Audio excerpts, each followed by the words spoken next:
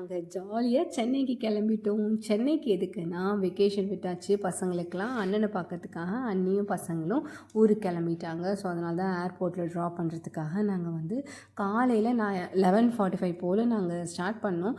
மத்தியானம் லன்ச்லாம் போகிற வழியிலே அப்படியே பார்த்துட்டு ஆல்மோஸ்ட் ஒரு 4:30 போல் தான் நாங்கள் ஈவினிங்கே ரீச் ஆனோம். அங்கே போயிட்டு அவங்க வந்து சென்ட் ஆஃப்லாம் பண்ணிவிட்டு கொஞ்சி கொலாவிட்டு நாங்கள் வரும்போது டிமார்ட் போகிற பிளான் இருந்தது. ஆனால் டிமார்ட்டில் போய் நிறுத்துகிறோம். பாப்பாவுக்கு வந்து மைல்டாக ஃபீவர் இருக்கிற மாதிரி இருந்தது. நான் எப்பயுமே ட்ராவல் பண்ணும்போது மெடிசன்ஸ் எடுத்துகிட்டு போவோம். ஸோ அதனால் பாப்பாவுக்கு வந்து ஃபீவருக்கு கொடுத்துட்டு அப்படியே கொஞ்சம் தேவையான பொருள் மட்டும் அப்படியே வாங்கிட்டு விண்டோ ஷாப்பிங் மாதிரி பண்ணிட்டு வந்தாச்சு.